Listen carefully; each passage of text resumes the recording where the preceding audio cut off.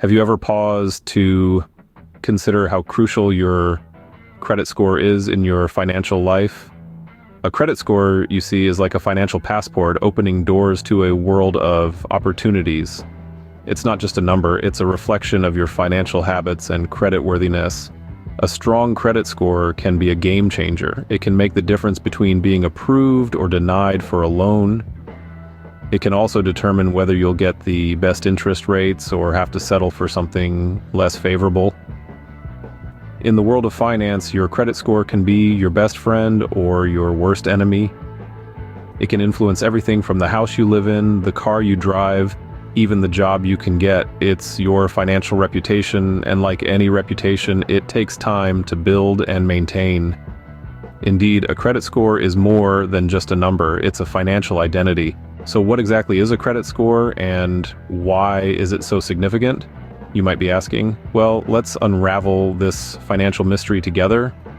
In simple terms, a credit score is a numerical representation of your creditworthiness, a 3-digit number that lenders use to assess the risk they take when they lend you money. Imagine you're a banker for a moment. Would you lend money to a stranger without knowing if they're likely to pay you back? Probably not, right? That's where the credit score comes in. It's like a financial report card that tells lenders how reliable you are when it comes to paying back debts. Now, you might wonder, how does this affect me? Well, your credit score can play a pivotal role in your financial life. It can determine whether you're eligible for a loan or credit and the terms of that loan or credit. For instance, if you have a high credit score, lenders might offer you loans with lower interest rates, which could save you a substantial amount of money in the long run.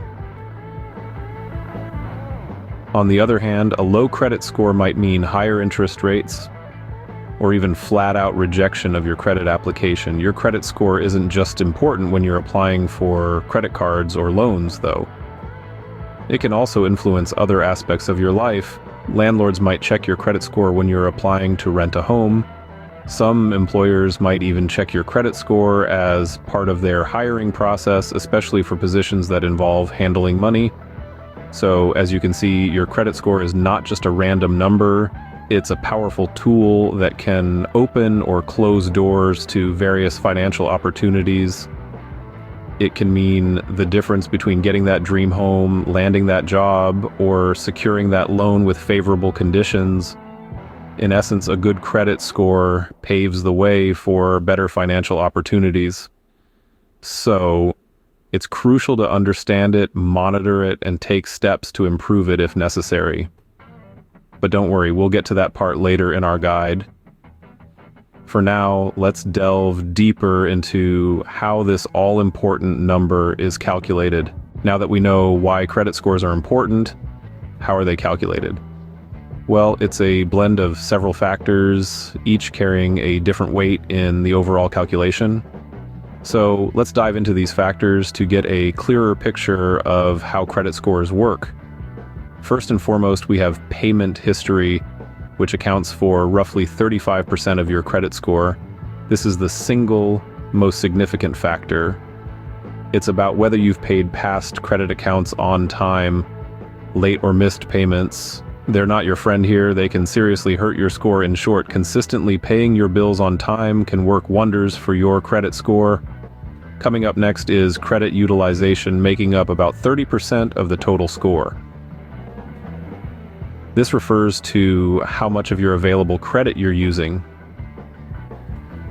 For instance, if you have a credit card with a limit of $10,000 and you owe $2,000 on it, your credit utilization is 20%. Here's a pro tip. Keeping your credit utilization ratio below 30% is generally seen as good by lenders. The third factor is the length of credit history, contributing roughly 15% to your score. This considers how long your credit accounts have been open, including the age of your oldest account, the age of your newest account, and an average age of all your accounts. Generally, a longer credit history will increase your credit scores. Next, we have new credit. which is about 10% of your credit score. Opening several new credit accounts in a short time can represent greater risk, especially for people who don't have a long credit history. Each time you apply for a new line of credit, a hard inquiry is placed on your credit report, potentially lowering your credit score. The final piece of the puzzle is credit mix, which also accounts for 10%. This looks at the different types of credit you have, such as credit cards, retail accounts, installment loans, mortgage loans, and so on. Having a mix of credit products could improve your score, but it's not necessary to have one of each. So, to recap, payment history, credit utilization, length of credit history, new credit, and credit mix. These are the 5 key components that calculate your credit score. Remember though, while understanding these factors is important, don't get too caught up in the minutia. It's your financial habits over time that really shape your credit score, and there you have it. That's the science behind your credit score, a blend of various financial behaviors. It's not just about how much money you have or make, but how you manage it that counts. So, keep these factors in mind and you'll be well on your way to understanding and potentially improving your credit score.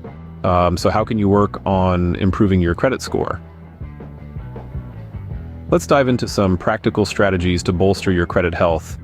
Remember, these aren't quick fixes or magic tricks. Improving your credit score requires commitment, patience, and a consistent approach. Firstly, make it a point to pay your bills on time. This may seem like an obvious tip, but it's critical to understand that late or missed payments can significantly impact your credit score. To prevent this, you could set up automatic payments or reminders to ensure you never miss a due date. Next, aim to keep your credit balances low. This is all about your credit utilization ratio, which is the amount of credit you're using compared to your credit limit. The lower this ratio, the better it is for your credit score. So, try to keep your credit card balances as low as possible and pay off your debts instead of moving them around. Another strategy is not to close your old credit cards even if you're not using them. Why? Because the length of your credit history matters. Having older credit accounts can help demonstrate a longer history of credit use, and this can positively affect your credit score. Limiting new credit applications is also an effective strategy. Each time you apply for credit, a hard inquiry is made, which can slightly lower your credit score. Multiple applications within a short time can lead to a significant drop in your score. Hence, only apply for new credit when necessary. Now let's talk about your credit reports. It's crucial to monitor these reports regularly and dispute any inaccuracies you find.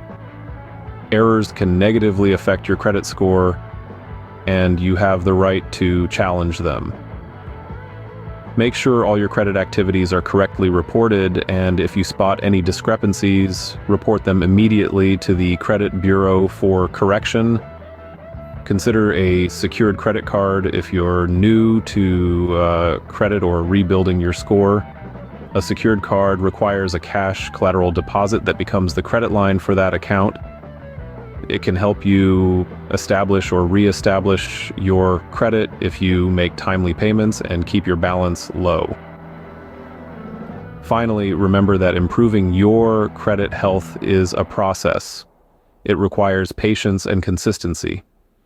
It's not about massive immediate changes, but rather a series of small, consistent actions over time. So, stay disciplined, keep track of your progress, and don't be discouraged if you don't see immediate results. Improving your credit score is a marathon, not a sprint. Consistency is key. With these strategies in your arsenal, you're well on your way to better credit health. Stay the course and you'll see the positive impact over time. Let's wrap up our journey through the world of credit scores. We've traversed the credit landscape, learning about the significance of credit scores and how they are calculated. We've understood that payment history, credit utilization, length of credit history, new credit and credit mix are pivotal in shaping your score. We've also gathered some useful tips to improve your credit health, paying your bills on time, keeping balances low, maintaining old credit cards, limiting new credit applications, disputing inaccuracies on your credit report, and considering a secured credit card are all strategic steps in fortifying your credit score. But remember, this isn't a one-time thing. Consistent and patient efforts are key to a good credit score. It's about actively managing your credit health, taking charge of your financial life, and unlocking better financial opportunities. Remember, your credit score is your financial identity. Take control of it and open doors to a world of opportunities.